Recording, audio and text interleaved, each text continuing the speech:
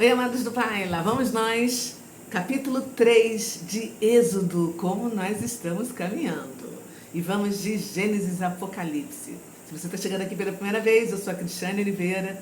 Deixe seu like se você curtir e compartilhe com quem você ama, porque nós precisamos, nessa onda de conhecimento, fazer o ID que o Senhor nos comissionou. Primeiro vamos dar um agradecimento e orar a Deus. Obrigada, Espírito Santo, obrigada, Senhor, por todos os benefícios. Obrigada porque é o Senhor quem nos concede essa honra de poder levar essa mensagem a várias pessoas que precisam conhecer o caminho de volta para casa. E eu te agradeço, Senhor. Rinene, eis-me aqui. Como é bom poder fazer esse propósito durante todo o ano de 2025. Muito obrigada. Nós oramos em nome de Jesus. Amém e amém. Então vamos lá. Abre sua Bíblia, né? Vamos continuar com a mesma aqui, Thompson, e vamos ler o capítulo 3 de Êxodo. Apresentava Moisés o rebanho de Jetro, seu sogro, sacerdote de Midian, e levou o rebanho para trás do deserto e chegou a Horebe, o monte de Deus. Anota esse nome aí, sublinha. Apareceu-lhe o anjo do Senhor numa chama de fogo no meio de uma sarça. Moisés olhou e viu que a sarça ardia no fogo, mas a sarça não se consumia. Interessante, né? Então disse consigo mesmo: agora me virarei para lá e verei esta estranha visão, e por que a sarça não se queima? Vendo o Senhor que se virava para ver, bradou Deus a ele no meio da sarça: Moisés, Moisés! Olha que interessante, quando Deus fala com uma pessoa, ele fala sempre duas vezes o nome, né? Lembra da outra vez? Jacó, Jacó, agora é Moisés, Moisés! Respondeu ele: Rinene, eis-me aqui. Continuou Deus: não te chegues para cá, tira as sandálias dos pés, pois o lugar em que estás é terra santa.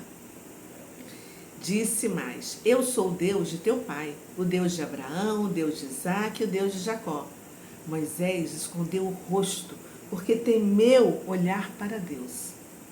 Então disse o Senhor: de fato tenho visto a aflição do meu povo, que está no Egito, e tenho ouvido o seu clamor por causa dos seus opressores. Conheço os seus sofrimentos. Deus sabe de todas as coisas, né? Por isso desci para livrá-lo das mãos dos egípcios e para fazê-lo subir daquela terra para uma terra boa e espaçosa, para uma terra em que manam leite e mel. A terra do Cananeu, do Eteu, do Amorreu, do Ferezeu, do Eveu, do Jebuseu. E agora o clamor dos filhos de Israel chegou a mim, e também tenho visto a opressão com que os egípcios os oprimem. Vem agora, e eu te enviarei a Faraó, para que tires do Egito o meu povo, os filhos de Israel. Respondeu-lhe Deus: não. Então Moisés disse a Deus: quem sou eu para que vá a Faraó e tire do Egito os filhos de Israel? Respondeu-lhe Deus: certamente eu serei contigo, e isto te será por sinal de que eu te enviarei. Quando houveres tirado do Egito o meu povo, servireis a Deus neste monte.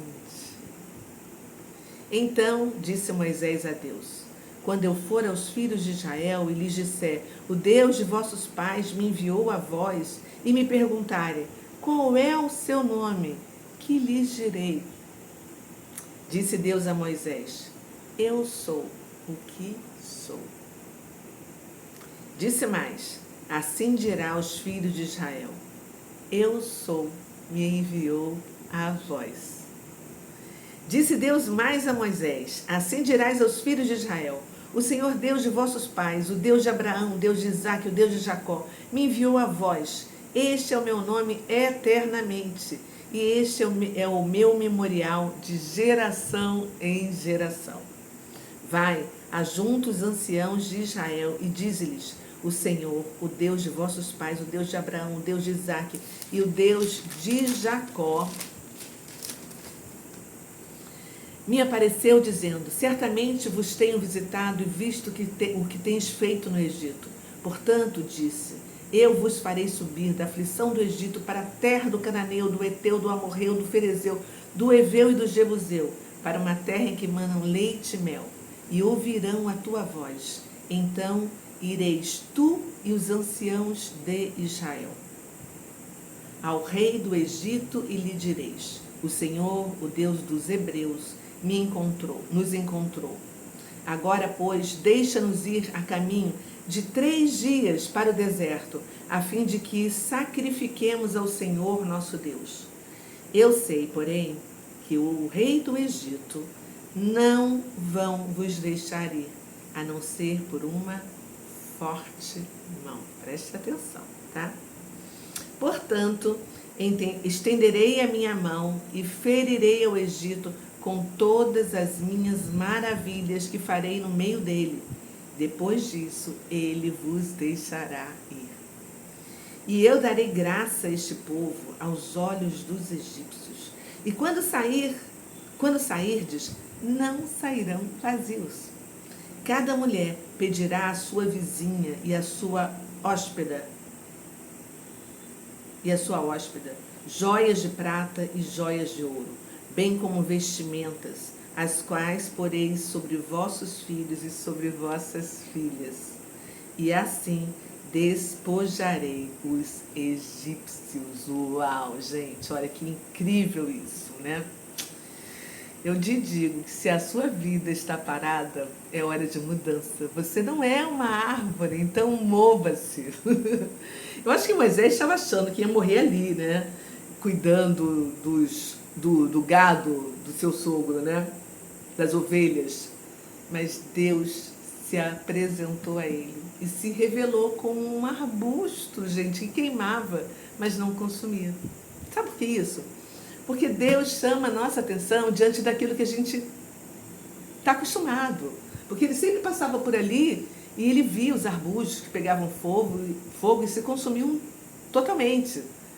E ali não estava consumindo. Depois Deus mandou ele tirar as sandálias, porque também era um costume daquela época.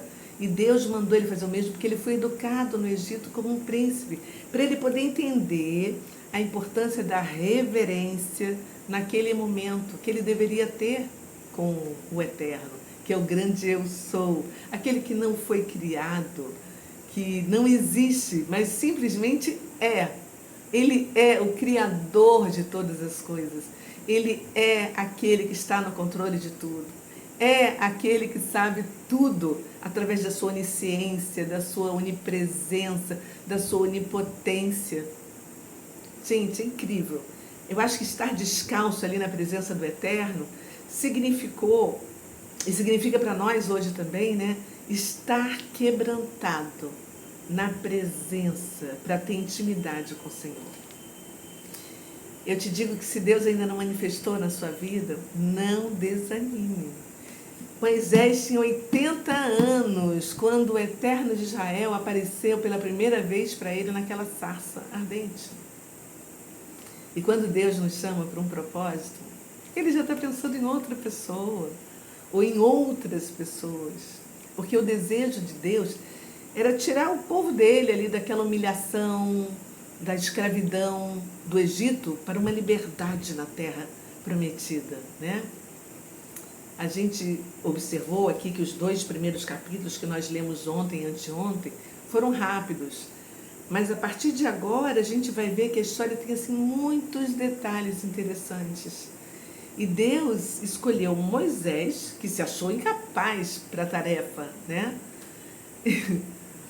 Ele se achou a pessoa errada e tentou, a gente vai ver que vai tentar várias vezes sair dessa missão. Ele não estava errado, não, porque na verdade ele não era nada, né? Porque Deus é que é tudo. Por isso que Deus não chama os capacitados que se acham, mas Ele capacita os chamados. E aí Moisés perguntou para Deus, né? O que eu vou dizer para os meus irmãos hebreus Porque, na verdade, ele se via assim, diferente deles, como um egípcio, e acho que eles não iam acreditar nele.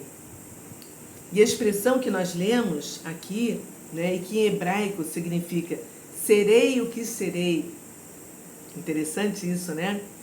E o significado no hebraico arcaico é eu me tornarei aquilo que tu queres que eu me torne. Olha que incrível isso, gente. Sabe por quê?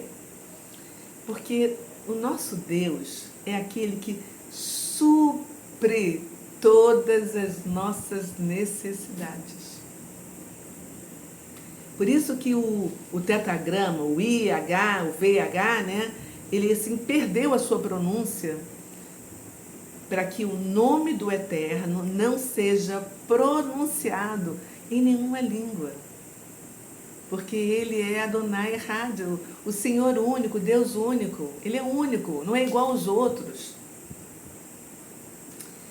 Aí vai chegar um momento em que Moisés aprende a ser dependente de Deus e vai desenvolver qualidades que todo cristão deve possuir.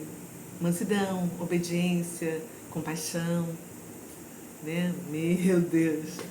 Quem precisa da misericórdia do Senhor para adquirir essas qualidades? Levanta a mão aí. Eu sou a primeira. Uau! Não é fácil, não. Quando a gente lê, acha, imagina. Mas vai fazer. A gente tem que desenvolver uma profunda intimidade com o Senhor. Basta a gente orar, louvar, agradecer, adorar, né? A adoração é assim incrível isso. E do serviço ao Senhor. Moisés viveu assim 40 anos como um príncipe no Egito. Agora ele já estava há 40 anos vivendo como um pastor no meio do povo midianita.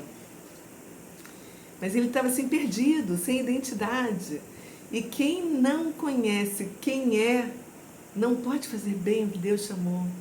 Primeiro você precisa reconhecer a sua identidade, depois restaurá-la e depois seguir. Sabe por quê? Porque nada pode impedir os planos e os sonhos de Deus se realizarem, a não ser você e para a sua própria vida. Porque Deus trabalha com mão forte. É isso aí. Vamos em frente, amanhã tem mais. Não importa se eu chegue atrasado um pouquinho, tá, gente? Tem alguns imprevistos, alguma coisa, mas todos os dias, diariamente, por volta das 18 horas, estarei aqui. Um beijo no seu coração. Deixa o seu like, compartilha com quem você ama para a gente fazer essa onda de conhecimento, de reflexão sobre a palavra que o Senhor nos deixou para a gente encontrar o caminho de volta para casa. Tá bom? Beijo, fui, tchau, até amanhã.